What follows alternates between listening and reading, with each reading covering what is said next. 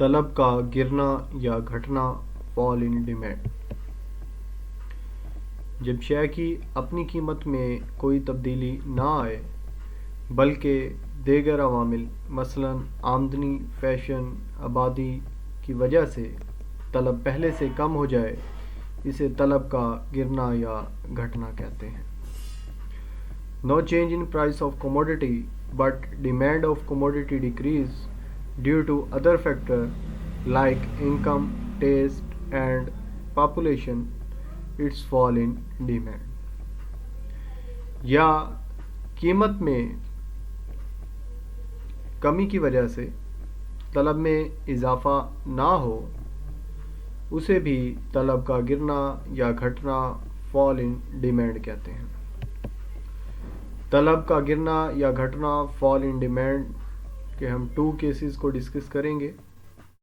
पहली सूरत या first case, जब किसी शय की कीमत में तब्दीली ना आए लेकिन तलब पहले से कम हो जाए। दीगर अवामिल की वजह से आपकी आमदनी कम हो सकती है, आबादी की वजह से या मौसम में तब्दीली की वजह से तलब पहले से कम हो जाए, उसे तलब का गिरना या घटना, फॉल इन डिमांड कहते हैं। No change in price of commodity but demand of commodity decrease due to other factor। अब हम पहली सूरत को गोशवारे टेबल और डायग्राम के ज़रिए डिस्कस करते हैं। टेबल सेम वही टेबल है जो हमने लॉ ऑफ डिमांड में डिस्कस किया। डायग्राम भी सेम वही बनेगी। वाई एक्सिस पर कीमत, एक्स एक्सिस पर तलब, demand, price 20, demand 60, point A हासिल हुआ, प्राइस इंक्रीज हो गई, डिमांड डिक्रीज हो गई, डिमांड 40 प्राइस 40 डिमांड, दोनों को मिलाने से पॉइंट बी हासिल हुआ। पॉइंट ए और बी को मिलाया, डिमांड का D1 हासिल हुआ। सेकंड टेबल, प्राइस सेम है, प्राइस में चेंजिंग नहीं आई। प्राइस आप देख सकते हैं प्राइस सेम है, बट कांस्टेंट प्राइस पर डिमांड डिक्रीज हो गई। 20 प्राइस पर 60 डिमांड थी, बट अब ये कितनी हो गई है, 40 हो गई है। 40 पर डिमांड 40 थी, बट अब ये कितनी हो गई है, 20 हो गई है, जो कि हम जो नीचे डायग्राम है उसमें देख सकते हैं। 20 पर 40, पहले ये 60 थी। 40 पर 20, पहले ये 40 थी। यानी कि गिवन प्राइसेस पर हमारी डिमांड में कमी हो गई है। पॉइंट ए पर था मैं, पॉइंट ए से ए डैश पर आ जाऊंगा। यानी कि 20 प्राइस पर डिमांड 60 थी, अब ये कितनी हो जाएगी, 40 हो जाएगी। इसी तरह 40 पर डिमांड 40 थी, अब ये 20 हो जाएगी और मैं पॉइंट बी डैश पर आ जाऊंगा। पॉइंट ए डैश और बी डैश को मिलाने से हमारे पास एक कर्व हासिल होगा जिसका नाम D2 होगा, जो कि पहले वाला डिमांड कर्व D1 से लेफ्ट साइड पर लाई करेगा। दूसरी सूरत, सेकंड केस, शय की कीमत कम होने पर तलब में इजाफा ना हो, इसे भी तलब का गिरना या घटना कहते हैं। सपोज प्राइस 20 है,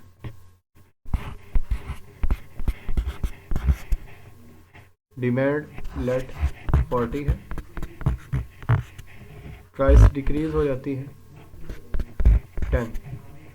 डिमांड में इजाफा होना चाहिए था, ये 60 होनी चाहिए थी, बट 10 प्राइस पर डिमांड 40 की 40 ही है। यानी कि प्राइस डिक्रीज होने पर अगर डिमांड कांस्टेंट रहती है तो इसे भी तलब का गिरना या घटना कहेंगे।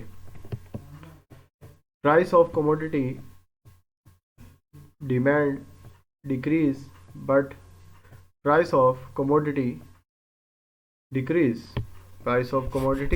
decrease but demand remains same, it's called fall in demand or shifting of demand curve leftward। अब दूसरे केस को हम टेबल और डायग्राम की मदद से समझते हैं। फर्स्ट टेबल, प्राइस 40, डिमांड भी 40 है।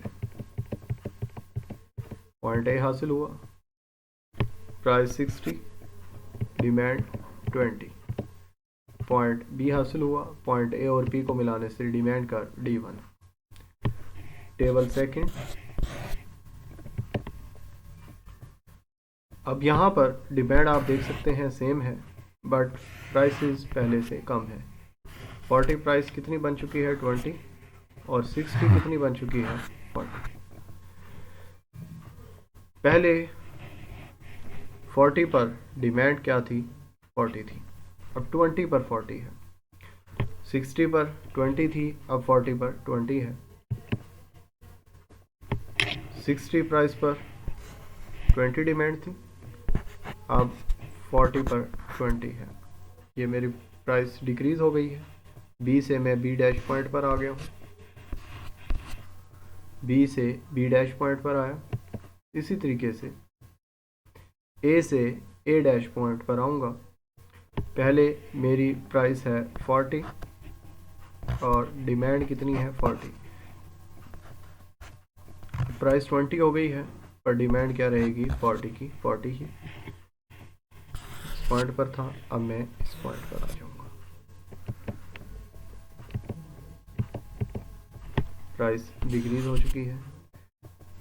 बी डैश और ए डैश पॉइंट को मिलाने से डिमांड कर्व D2 हासिल हुआ जो कि D1 डिमांड कर्व के लेफ्ट साइड पर है। प्रीवियस डायग्राम में प्राइस कांस्टेंट थी, ये डिमांड कर्व D1 था। अदर फैक्टर्स चेंज होने की वजह से demand D2 left word shift हो गया था। तो ये डिमांड कर्व भी हम देख सकते हैं D2 D1 के लेफ्ट साइड पर। इसके बाद हम गोशवारे और डायग्राम की वजाहत एक्सप्लेनेशन लिखेंगे।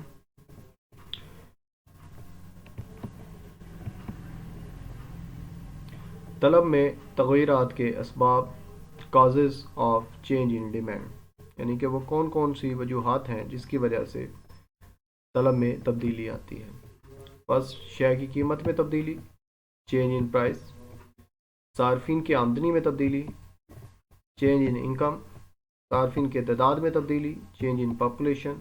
पसंद, फैशन और रस्म व रवाज में तब्दीली, change in fashion and taste. मुतबादिल अशिया की कीमतों में तब्दीली, change in prices of substitutes. मौसमी हालात में तब्दीली, चेंज इन वेदर। तकसीम दौलत में तब्दीली, change in distribution of income. ये वो तमाम फैक्टर हैं जो तलब में तब्दीली का बाइस बनते हैं।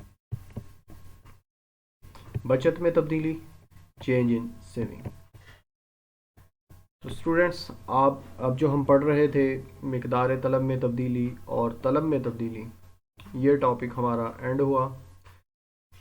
इंशाल्लाह कल हम तलब की लचक, डिमांड इलास्टिसिटी को डिस्कस करेंगे। तब तक के लिए अल्लाह हाफ़िज़।